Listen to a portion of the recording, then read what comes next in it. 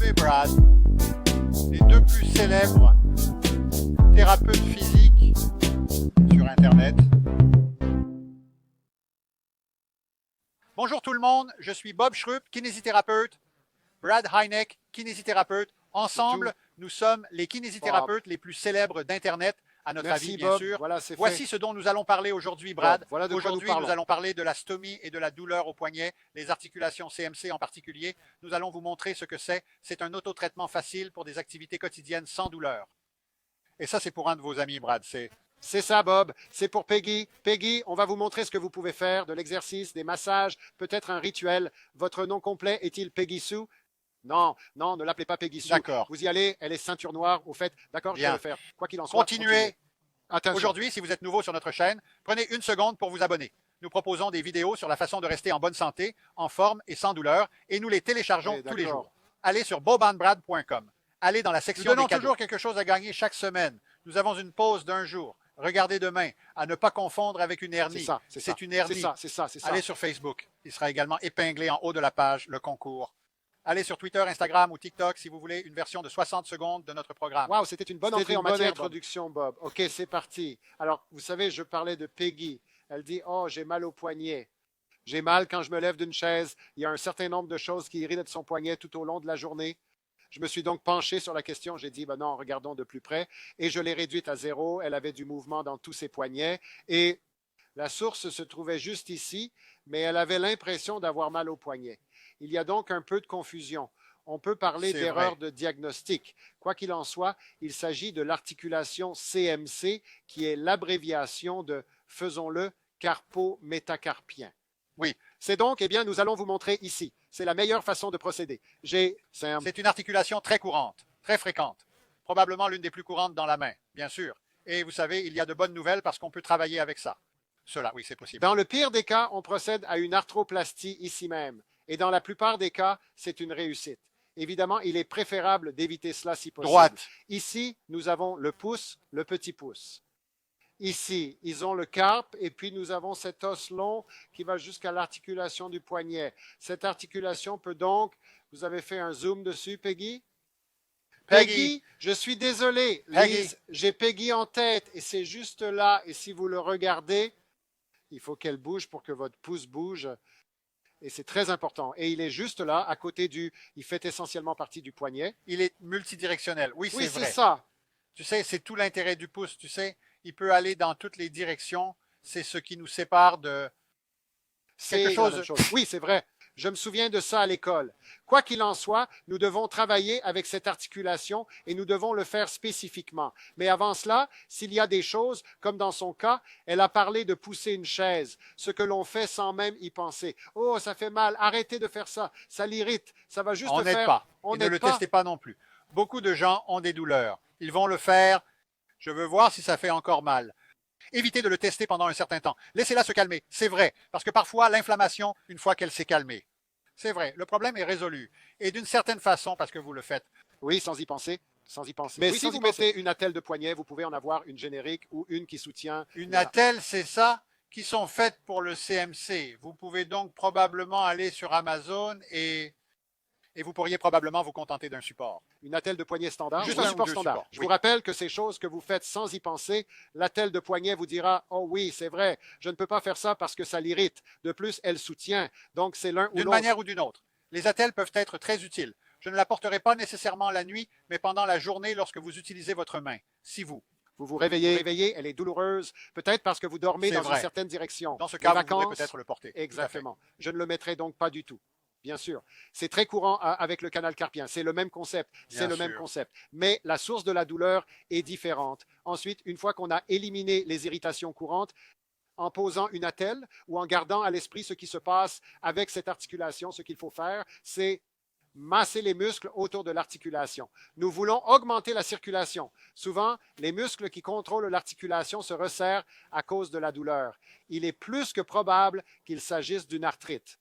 L'articulation est devenue arthritique. Les muscles se contractent. Plus les muscles se contractent, moins l'articulation bouge. Lorsque l'articulation ne bouge pas, la douleur arthritique peut s'aggraver. Il s'agit donc d'un phénomène d'accumulation, comme une boule de neige qui dévale la pente. Nous devons briser ce cycle. L'un des moyens est d'utiliser une attelle, puis de masser ces muscles. C'est ce qu'on appelle l'éminence hypoténare. Non, je retire ce que j'ai dit. L'éminence ténare. L'éminence ténare. L'hypo de l'autre côté. Oui, c'est ça. Ou l'éminence ténare. Je me suis donc demandé pourquoi on l'appelait comme ça. C'est juste en passant.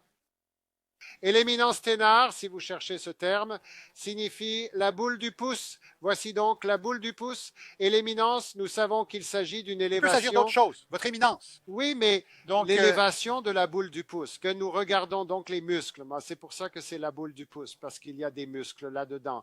Donc, Brad, tu suggères aussi, tu sais, de te faire masser. Oui. Oui. Pourriez-vous aussi frapper le tendon s'il est douloureux? Je pense que vous pourriez travailler ça. Cela dépend de votre réaction. D'abord, on peut peut-être s'attaquer aux muscles et vous allez entrer là-dedans. Si vous l'avez aussi sur le pouce, c'est un problème parce que vous allez probablement utiliser votre pouce plus souvent pour... Cela va irriter le pouce quand vous le massez. Vous pouvez aussi demander à votre conjoint, à un membre de votre famille ou à quelqu'un d'autre de le faire. Mais il faut vraiment faire attention parce que ça peut faire mal au début, mais une fois qu'on a travaillé dessus pendant 30 secondes, ça va irriter le pouce et vous briserez ces nœuds musculaires et vous vous sentirez mieux. Si c'est le cas, vous pouvez le travailler pendant quelques minutes jusqu'à ce que votre autre main soit fatiguée. Alors que l'autre option. Et Brad est d'accord. Un pistolet de massage, oui, c'est une option, mais vous n'aurez pas le gros Polaroid. C'est vrai. C'est vrai. Il faut en prendre un plus petit. Et celui-ci fonctionne très bien, juste un petit. Et même celui-ci est un pistolet à mouvement alternatif. Nous n'allons pas aller directement à l'intérieur. Vous pourriez, si vous avez un très gros pouce, vous savez, mais si vous allez sur le côté, ça peut vraiment marcher et vous pouvez travailler à l'intérieur et à l'extérieur. Et ça marche très bien. Ce qui est choquant, c'est le Q2. Cette chose est vraiment puissante, Brad. Il faut faire attention. Vous pouvez l'utiliser. Je l'utilise sur mes jambes pour travailler les adducteurs de la hanche. Mais on n'a pas besoin de faire ça. D'être je dis juste ça comme ça. Je dis ça comme ça, je plaisante. Vous savez, c'est pour ça qu'il faut vraiment le faire à un angle. Et je ne suis pas sur le réglage le plus élevé. Je suis sur le réglage le plus bas. On peut vraiment obtenir un bon effet de levier. Je veux dire, quand je travaille mon mollet, j'appuie vraiment dessus. Je sais. Tout tourne autour de moi. Oui. Quoi qu'il en soit, vous pouvez atteindre l'articulation et travailler autour d'elle, mais vous ne continuerez à la masser que si, au bout de 15 à 30 secondes, vous commencez à vous sentir mieux. Si la douleur persiste après ces 30 secondes et si vous utilisez une horloge ou un chronomètre pour le vérifier, vous ne devez pas vous en approcher. Vous êtes juste là pour ça. C'est trop sensible. Vous pouvez même essayer de la glacer. Tu pourrais faire un massage avec de la glace. Oui, c'est ça. On va travailler cet aspect, le massage, et travailler la circulation et la faire bouger de cette façon. Et puis la prochaine chose est de faire une prise. Reprenons Sam. Je savais que j'avais besoin de Sam encore une fois de plus. On va essayer de mettre la main sur cet os, d'accord? Bien sûr, d'accord. Et pour Sam, si on peut le faire, si tu peux attraper l'os. Oui, Liz? Oui, si tu veux. J'ai cru que j'allais encore l'appeler Piggy. Je ne sais pas ce qui ne va pas chez moi. Et on va essayer de faire bouger cette articulation, la mobiliser sans trop de douleur. Il y a une chose qui marche parfois, c'est de tirer dessus, de mettre un peu de traction. D'accord, et Jim. Ensuite de travailler l'articulation. Mouvement. Parfois, on peut essayer de la faire tourner. Donc, si vous le placez sur une personne réelle, vous pouvez essayer de la faire tourner. Si vous le mettez sur une vraie personne. Bob, tu le fais là. Oui, c'est ça. Je vais saisir ici, mais il faut saisir à travers la peau, les muscles et les tissus. Tu vas le faire. C'est donc plus difficile d'attraper l'os. Et tu vas le travailler. Maintenant, une chose que tu peux faire, c'est de l'attraper avec l'autre main et d'avoir une sorte de... l'attraper comme ceci ou comme ça. Et vous essayez ainsi de le mobiliser. Faites bouger les choses, mais ne soyez pas trop agressif. Si vous ressentez une douleur aiguë, c'est trop. Faites en sorte qu'il n'y ait pas de douleur ou juste une douleur minime pour finalement la faire lâcher. Avec un peu de chance, nous ferons bouger l'arthrite. De l'arthrite. Encore une fois, tirez avec la traction. Un peu de rotation. Il faut expérimenter. On peut certainement appliquer un peu de chaleur avant. Bien sûr. Bien sûr, pour qu'il soit plus facile de le mobiliser. Vous pouvez mettre votre main dans de l'eau chaude et la laisser faire. Et si vous avez vraiment une poussée parce que vous l'irritez toute la journée, la chaleur n'est peut-être pas la bonne chose à faire. Il va falloir faire des essais. Vrai. Glace contre chaleur, contre ce qu'on appelle des bains de contraste où l'on utilise de l'eau froide et de l'eau chaude. L'eau froide et l'eau chaude. Eau froide et eau chaude. Oui, c'est ça.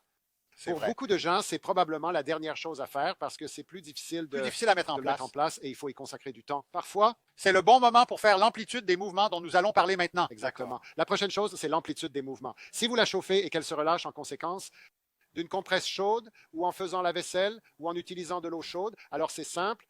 Touchez le pouce du bout à le bout du doigt. Les 4 doigts ont une amplitude de mouvement différente. Le pouce doit tourner et pivoter lorsqu'il fait cela.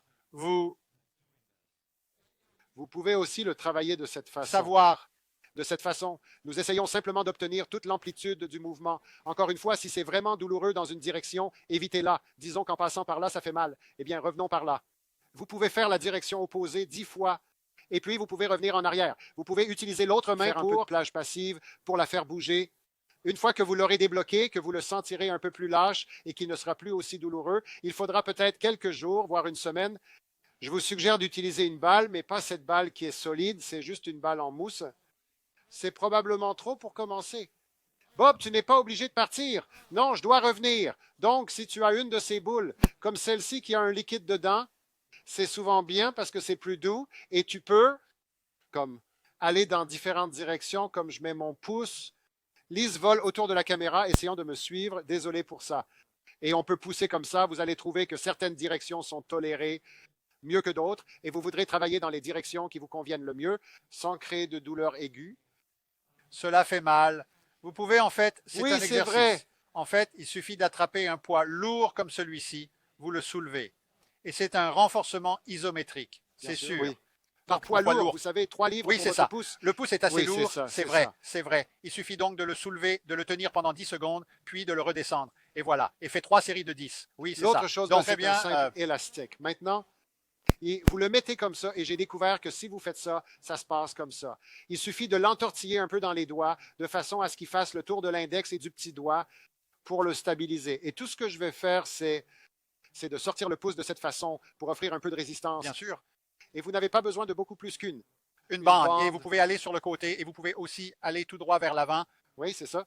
Donc, tu n'as pas besoin d'un gros élastique parce que ton pouce, quand tu sors, tu ne saisis pas quelque chose pour la puissance. Tu veux juste faire bouger le pouce. Un petit élastique suffit amplement. Vous savez, 10 à 15, peut-être 20 répétitions si vous vous sentez bien. Faites-le. Je pense vraiment que vous pouvez assouplir cette articulation si vous suivez ces étapes pas à pas, sans exagérer. Et vous savez, prenez soin de vous. Et n'oubliez pas de nous lever le pouce. Oui, le pouce en l'air, c'est ça. Je croyais que tu faisais le truc de Fonzie. Tu sais, ce Fonzie des statues à Milwaukee. Vraiment? Ouais, Henri quoi? Il a une vie bien remplie. Il est court. Oui, oui, et il est en bas. Oui. Tu peux te faire photographier avec lui. Ce serait amusant avec toi. Tu fais environ 1 mètre de plus que lui. Ah, c'est juste un détail. Prenez soin de vous. Merci d'avoir regardé.